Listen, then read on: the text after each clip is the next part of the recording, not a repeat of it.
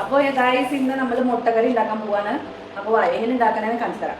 Okay, അപ്പോൾ വലിയ മുട്ടയാണ് നമുക്ക് കിട്ടിയേക്കണേ. ഓക്കെ, അപ്പോൾ 6 മുട്ട നമ്മൾ വേവിക്കാൻ വേണ്ടി വെച്ചേക്കണേ.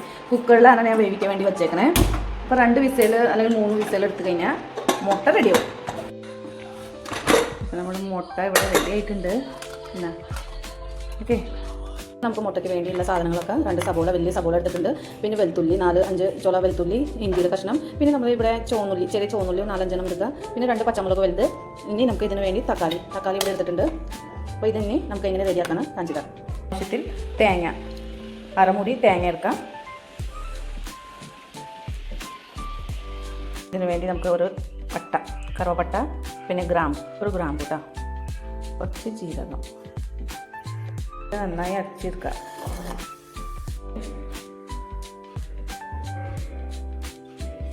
അപ്പം നമ്മളിതിൽ വെളുത്തുള്ളി, ഇഞ്ചി ഇട്ട് കൊടുത്ത് നന്നായി ഇളക്കാം.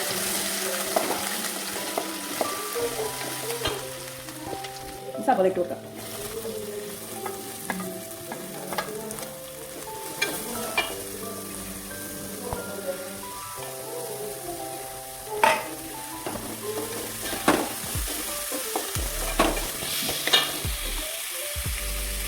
സബോള വേഗം ആവാൻ വേണ്ടി കുറച്ച് ഉപ്പിട്ട് കൊടുക്കാം. പച്ചമുളക് ഇട്ട് കൊടുക്കാം. തക്കാളി ഇട്ട് കൊടുക്കാം.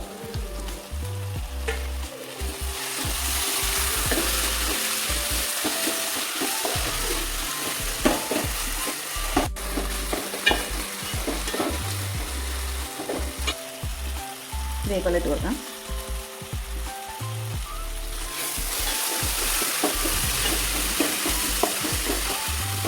മല്ലി പൗഡർ,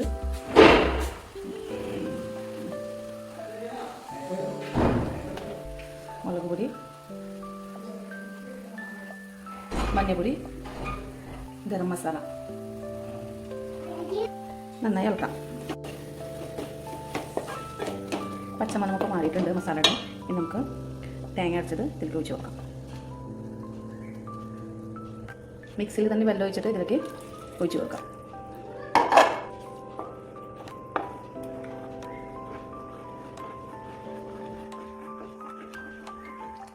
കുറച്ച് വെള്ളം ഒഴിച്ച് കൊടുക്കണ്ടേ. നിങ്ങൾക്ക് കട്ടിയുള്ളത് ഇഷ്ടമാണെങ്കിൽ കട്ടിയുള്ളത് വെക്കാം. കുറച്ച് ലൂസിലാണെങ്കിൽ കുറച്ച് വെള്ളം ഒഴിച്ച് കൊടുക്കാം. അപ്പോൾ ഇതിൽ കുറച്ച് ഉപ്പ് കുറവുണ്ട്, ഞാൻ ഉപ്പ് ഇട്ട് കൊടുക്കുന്നുണ്ട്. ഇളക്കി കൊടുക്കാം. നമുക്ക് മുട്ടയ്ക്ക് ഇതുപോലെ വരച്ച് കൊടുക്കാം.